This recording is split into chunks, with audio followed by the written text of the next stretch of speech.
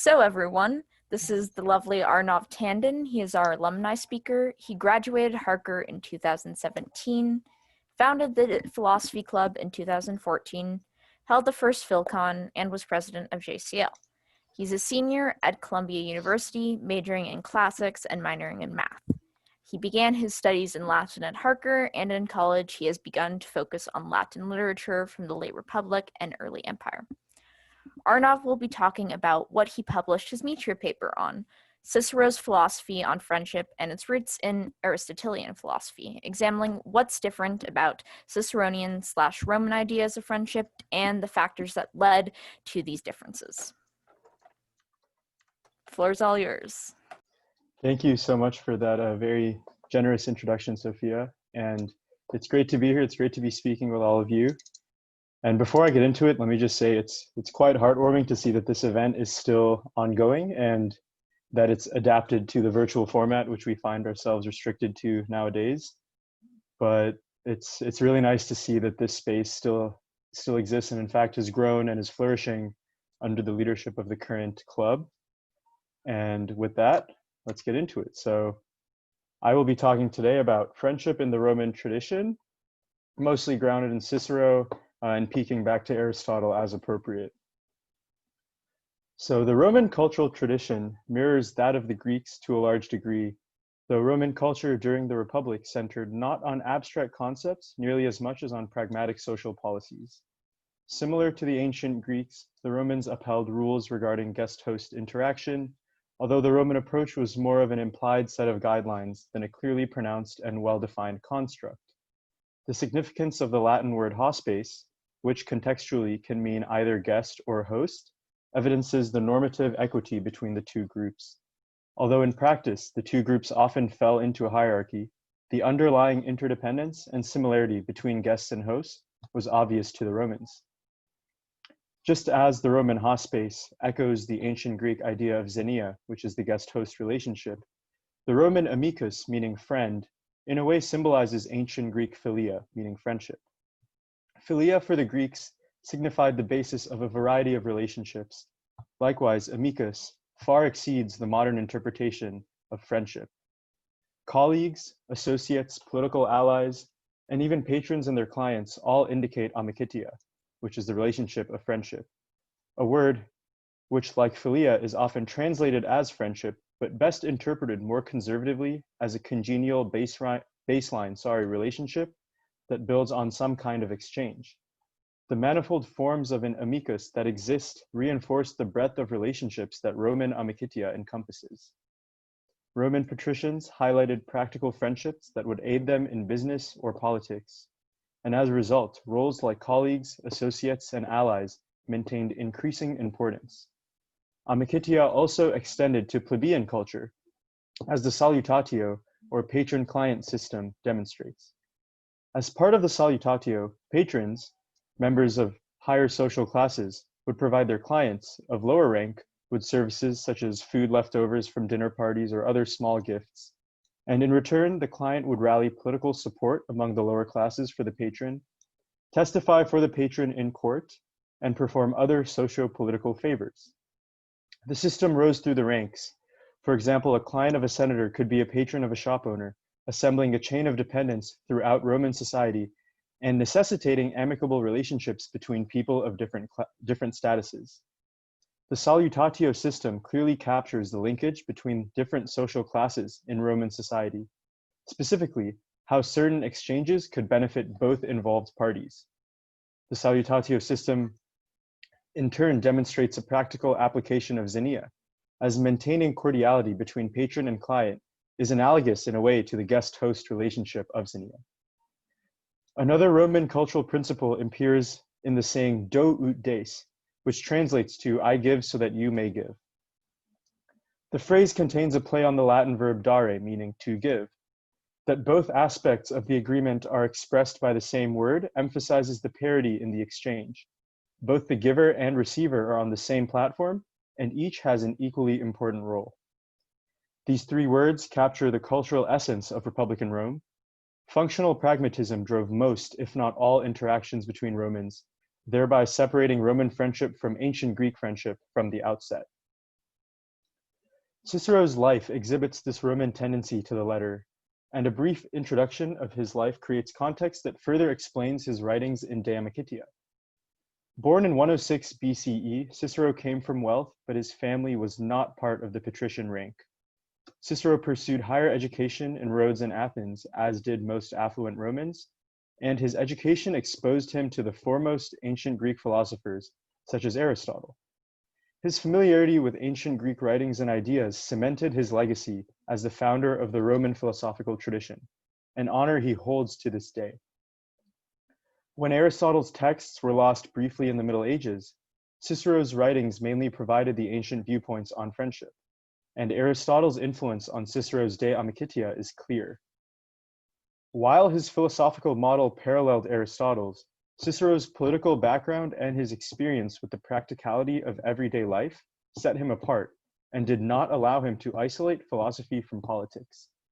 Examining Cicero's thoughts on friendship as presented in De Amicitia bolsters the argument that his writings highly resemble those of Aristotle, but he also includes lessons from his experiences as a politician in Republican Rome to compose a more Roman set of philosophical ideas.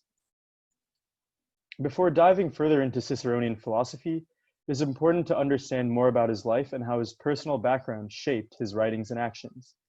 As a novus homo, meaning new man, Cicero was the first member of his family to gain a senatorial position, and his status as an outsider, relative to the descendants of long-standing powerful Roman families, often caused doubts regarding his competency and his intellect.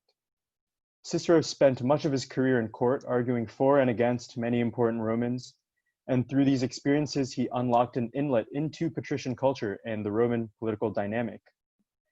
Cicero's political insecurities, stemming from his unfamiliar position of power in Roman government, followed him for his entire career, and these doubts often motivated him to treat his colleagues and friends as a means to validate and augment his credibility and political legitimacy. Thus, much of Cicero's behavior as a politician opposes the course of conduct that he presents in De Amicitia, and understanding the reasons for this disparity between his actions and his writings lends insight into Roman culture and his own personal thought processes. The more apparent role of self-interest in Cicero's philosophy than in Aristotelian philosophy results from Cicero's tendency to prioritize his own personal gain, a direct byproduct of his inferiority complex as a novus homo. Cicero's reasons for forming friendships as presented in De Amicitia do not deviate too strongly from Aristotle's, and looking at these causes for friendship will reveal his own thoughts on its role in Roman society. In De Amicitia, Cicero famously asks, "How could you have full enjoyment of prosperity unless with someone whose pleasure in it was equal to your own?" Immediately afterwards, he asserts, "Nor would it be easy to bear adversity unless with the sympathy of one on whom it rested more heavily than on your own soul," demonstrating the emotional connection between friends. Cicero believes that friendship provides not only emotional support in times of adversity, but also incomparable enjoyment of success and positivity. Sharing one's sentiments, whether positive or negative, with a friend constitutes an unspeakable trust and strength in the relationship. In this case, the Roman potential for practicality and self-gain is subliminal, as Cicero mentions nothing regarding the motives of a friend for sharing in their companion's elation and misery. While some Romans surely possessed genuine care for their friends and acted out of affection and empathy, others certainly viewed friendly interactions as a mechanism for achieving ulterior greed and half-heartedly participated in the duties of a friend until an opportune moment for fulfilling selfish motives. Here, Cicero's silence raises questions about his personal opinions, but as the author, he often receives the benefit of the doubt and escapes aspersions on his character. Furthermore, Cicero claims that friendship combines all common utilities, enumerating a few: wealth for use, power for respect, honor for reputation, sensual gratification for pleasure, and health for a healthy life. That his list consists solely of pleasurable utilities reveals that the Romans identified the utilitarian and pragmatic value of friendship as perhaps more important than their equivalent of Aristotle's perfect friendship. Essentially, Cicero hints that the potential for utilitarian and pleasurable gain from a friendship is more important than the friendship itself. Unlike Aristotle, Cicero, by not addressing friendship as a philosophical construct and instead discussing only its results and consequences, already undermines the morality of Roman friendship. Here, the extent to which Cicero lauds friendship as a practical, utilitarian measure demonstrates his deviation from Aristotelian thought. Cicero's praise of friendship's highest form centers on its utility and fails even to approach Aristotle's perfect form of friendship. Cicero later contends that, quote, you cannot put water or fire to more uses than friendship serves, end quote, again emphasizing the predominant Roman focus on concrete, materialistic gain from their friendships. Cicero claims that friendship has more utility than even water or fire, showing his rational and realistic approach. While water and fire deliver the ability to live, Cicero argues that friendship supersedes them in its potential for any kind of gain. Friends may win the lottery and distribute winnings among their friends. Friends may donate used items to their friends, or friends may provide genuine emotional comfort when their friends feel unhappy. The uses and potential benefits from a friendship are innumerable, and Cicero views this trait as friendship's optimal quality. Cicero's focus on the utility of friendship does not clarify his intentions as an author, and does not expound whether he, personally, believed most friendships to be selfless or selfish. One last clue to discerning his intentions lies in his limiting of friendship to existing only between similar people. People who share many commonalities undoubtedly provide more tangible benefits to each other as they express interest in similar activities and have similar likings. Approached from the inverse perspective, the paradox becomes clear. Dissimilarity in friendship does not affect potential for emotional abstract support, but it precludes, or at least greatly hinders, potential for tangible gain. In order for a friend to empathize with another, it is not required that both people share tastes, but in order for a friend to provide the other with palpable assets, they must possess at least some common tendencies. Unlike Aristotle, Cicero values self-interest and self-gain highly as reasons for friendship. And as a result, Ciceronian friendship lacks the purity and the idealism of Aristotelian friendship. Cicero also expresses thoughts on different types of friendship, which arrive from a question he himself poses in De Amicitia. Cicero questions whether need or nature births friendship, whether human nature drives people to make friends, or whether some hidden internal need does. Cicero chooses nature to answer his own question, meaning that human nature as a sociable creature motivates friendship. This idea is much nobler and more honorable than the previous point regarding friendship's utility, perhaps indicative of Cicero's own questions about the motives of his own friendships. Cicero definitely engaged in relationships for his own personal benefit, but he might have also viewed true spiritual friendships as equally, if not more important, than the former kind. Naturally leading from his admission that friendship can have different motives, Cicero addresses the Aristotelian trichotomy between ideal and the two inferior friendships, combining this line of thought with the previous one regarding need versus nature. A possible discrepancy between ideal friendship and the inferior friendships relates to the source of each type. Nature sources ideal friendship, while need sources the inferior friendships. By answering his original question and electing nature over need, Cicero adopts Aristotle's idealistic voice, essentially characterizing himself as a member only of perfect friendships.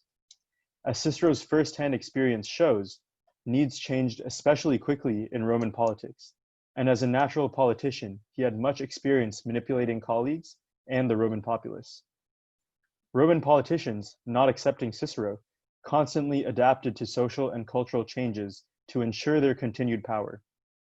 And Cicero's decision to proclaim his faith in friendship based on nature marks him as silently guilty of harboring friendships based squarely on need. Since Cicero has acknowledged the possibility of having friendships based on self-interest and fulfillment of needs, how did the two earlier concepts of egoism and altruism manifest in his writings? Cicero's thoughts are undoubtedly more self-interested than Aristotle's, evidenced both from the text and from his personal background. Although self-interest is not the aim of friendship, the discrepancy between some of his idealistic views and his actions as a politician and practical philosopher magnifies the role of self-interest in the Roman Republic. Roman politics and society functioned mostly with self-interest in mind, as shown by the salutatio system and do ut des motto, and Cicero could not escape the potential for egoism in friendship. He accepts altruistic friendship as well when he claims that friendship can sprout from human nature and genuine goodness, but he writes as a product of Roman society and expresses the distinct possibility for a friendship based on egoism too. Ultimately, scholars write that Roman society during this time followed the idea of, quote, each for self and none for all, end quote. And this phrase captures the intersection of Roman political and philosophical landscape extremely well. Surely a political manifesto, this description of Cicero's society starkly opposes parts of De Amicitia, leading to the conclusion that Cicero's thoughts on friendship consist of both altruistic and egotistic elements. Contextually, De Amicitia must be understood to possess a generic relationship to Roman culture, in addition to a specific appeal to the late Republic aristocracy. Roman culture held vast influence on Cicero and his writings, and separation of De Amicitia from its original historical background clouds the reasoning for Cicero's philosophical choices. As a politician, Cicero had exceptional experience in the public sphere, and he tended to focus his philosophy more on reader appeal than on personal motivations. While De Amicitia contains primarily Cicero's voice, parts of the piece assume an external voice, driven by his knowledge of the aristocracy's thoughts and actions.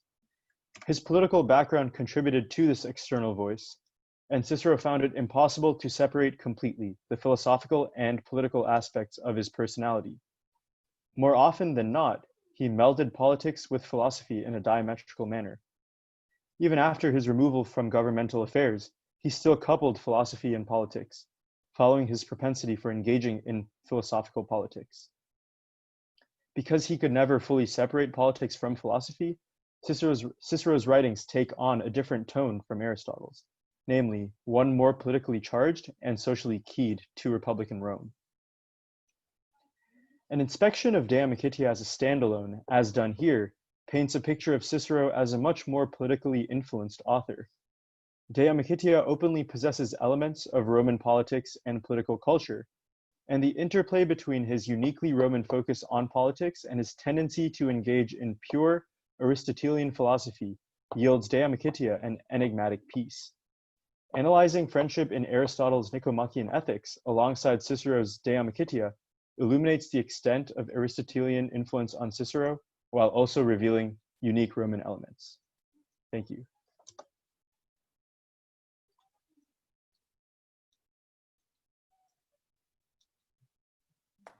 Awesome. We're going to have Jack manage the Q&A. So just whenever you're ready, Jack, you can get that ball rolling. What do you think of the Aristotle's contention that ideal friendships require friends that are equal in virtue, as an argument that friends must be similar? That's a great question.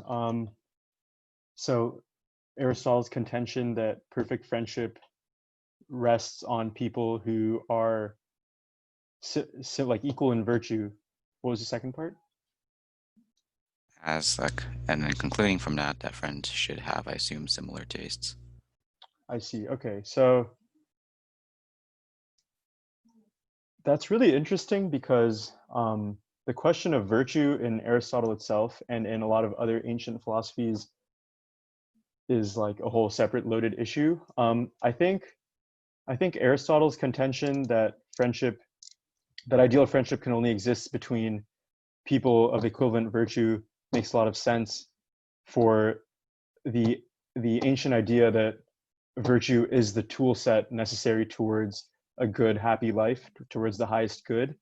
And so in that regard, it seems that Aristotle would naturally have thought that there would have to be an overlap in virtue of people being friends. But what I question is the conclusion that that equivalence in virtue leads or implies some similarities in personal preferences or tastes. And I think let's see. So Cicero, when he talks about similarity between people, or I suppose the characters in his dialogue, they do admit that there can be differences between good men, between statesmen who have sort of done the highest services to the state and whatnot, and who have maintained friendships otherwise. But in the spirit of sort of the quick nature of political things and the sort of flexibility that always overhangs the nature of politics at Rome, that there is room for people to have diverging personal preferences and personal interests while still maintaining some of the highest amounts or levels of virtue that only allow for or through which only can the ideal of friendship be attained. And in terms of Aristotle's contention that going the other way, that that similarity in levels of virtue implies a similarity in personal tastes or personal preferences, I think you can read that Cicero lightly disagrees, because most likely, in my opinion at least, because of his nature as a politician, in which he was involved in all these kind of complex relationships and all these different political sort of maneuverings, and also because more generally as a consequence of Roman culture, where there were all these kind of social systems in place that sort of naturally delineated kind of differences in social class that were sort of dependent on differences in specific kind of maybe differences in perception of virtues or perception of the ability to kind of, and the ability to either attain or kind of act on a specific level of virtue. So I would say that, yeah, I mean, that was a very sort of roundabout, circuitous and jumbled answer, and I'm not sure if I even answered the original question, but I think I would say that Cicero would disagree with that Aristotelian idea. Do we have any accounts of how, I guess, authors from Cicero or maybe just anyone of interest treated their friends in Roman society that you think is of particular note? So accounts of how, like interpersonal kind of accounts, like between correspondence between people. Yeah, so that's a really interesting question, actually, and that's a question that I'm interested in exploring further, either in undergrad or down the road in grad school or wherever I end up. But the short answer is yes, there definitely are accounts of that. There are letters from, actually rewind. So on the level of just friends themselves, there are letters between writers like, say, Horace and some of his friends. There are letters between, after Ovid was exiled, there are letters. He published a book of letters, I guess a book of poems, but some of them are meant to be letters, and there are some that address friends from sort of his location in exile near the Black Sea to people that he knows at Rome or sort of back in Italy. There are also accounts from Cicero himself. We have a lot of Cicero's letters, so there are accounts from Cicero to other people. We have a lot of correspondence from Cicero to a friend of his named Atticus, but I don't think, unfortunately, we don't have any of Atticus's responses. So it's hard to see what Atticus thought of Cicero, although when you look at the way Cicero wrote to Atticus, it seems that they have a sort of very, very fluid friendship, in the sense that Cicero and Atticus didn't always agree on political matters, but they certainly seem to uphold kind of the highest form of friendship, in that they often professed, or Cicero often professed, his appreciation and his admiration for Atticus's virtue, and presumably vice versa. And that's just to mention a few, but there are a decent amount of accounts between friends, and there are also a lot of letters between sort of other personal relationships. in which it's very interesting to sort of go in and try to identify elements of Amicitia, or in the Greek philia, that may or may not be present, and that help to kind of construct a framework for something like, say, how Cicero, talks or writes letters to his wife, who's sort of back in Italy watching his possessions while he's on a military campaign, or he's on a political position sort of in a different province. So there are letters. I would say if you're interested, you could certainly look to Cicero's letters. You could certainly look to some of the Ovid and some of the Horace as well. And I'm sure there are more too that just off the top of my head I cannot remember. But there is a fairly sizable corpus. Jack wants me to ask the next one because he's not sure he'll be able to do the Latin justice. I'm not sure I will either, but how does Cicero's political philosophy, distinct from his actions, as you discussed, as laid out in, for example, Epistolae and Pro Catilinum, interact with his views on loyalty and friendship elaborated in De Amicitia? Does he or later analysts see a discrepancy, and how is that discrepancy reconciled? You can look at this question in the chat too, because it's a little bit long, but yeah, it's good. I don't see it in the chat. Could it be resent maybe?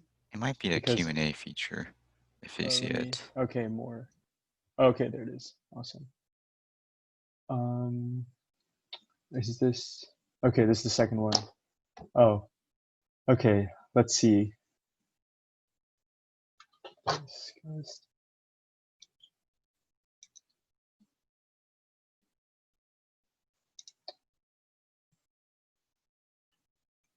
Okay, so yeah, this is a great question, and I will have to preface it by saying I'm not so familiar, or I haven't touched, at least in a few years, the Pro Catilinum or much of Cicero's letters. But I think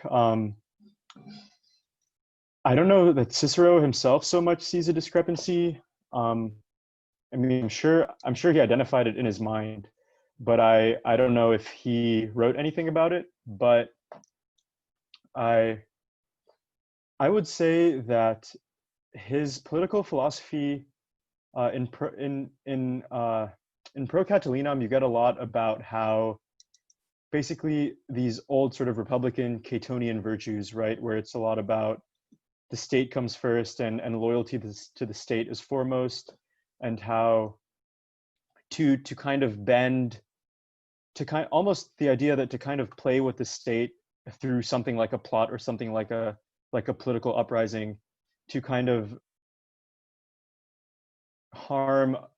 attempt to harm the entity of the state, is at one level a crime against the state, but at another level or almost an indefensible kind of personal decision to make. And I'm sure there's questions of morality regarding it that Cicero lays out too.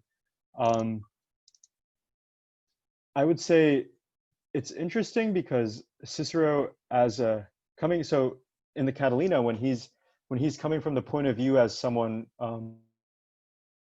the state, and trying to say that there's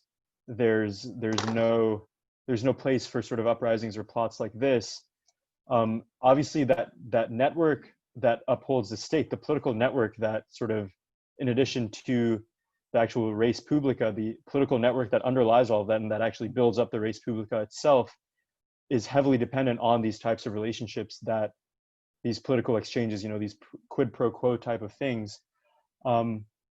So I would say, I mean, there definitely is a tension there. I'm not equipped to answer whether Cicero himself detects a tension. I know there's some of his later works that are published in the 40s, sort of very, very late in his career, towards the end of his career. Actually, De Amicitia is from the end of his career, and there are a few from around that time, from just during and after Caesar was assassinated. I can look into some of those works, and I hope to in future classes. And in terms of later analysis or later analysts, there definitely have been ones that I've read that have addressed that tension. And if I could I could be happy to put my email down to like point to secondary work and maybe give a short bibliography or something, but I can't remember anything right now. But there definitely is attention with that said. And I see it says Akshay Manglik would like to answer this question live. So is that something that I do? Or if Akshay wants to answer, I'm happy to listen because he can probably say something better than I can. No, that's just marking what question's being answered right now. I'm sorry, my bad. I did not know that. So awesome. I think that was the last question we'll have time for, unfortunately, but thank you so much, Arnav. I think you mentioned you'll put your email down in chat. Yes. If you go to chat and then select all panelists and attendees from that little drop-down bar above, it will send it to everyone. So feel free to like follow up if Arnav's good with it with questions to him. Some people from Harker might want to interview you for journalism, so heads up on that. But thank you so much. Feel free to stick around if you would like, or leave if you have important things to do. I know it's like 7:35 in New York right now, so whatever you feel like. Thank you. Well, thank you all for having me. It's been a pleasure, and I hope there was anything of value in my talk, and I hope it was educational and informative to any extent. And I unfortunately do have to log off because I've got something coming up soon. But I was very honored to be here and to give this talk, and it was great to see some new faces and some old faces. And it was great to see you, Mr. Shuttleworth. So I wish everyone the best and take care and good luck. Thanks, Arnav. Great job. Thank you. Goodbye.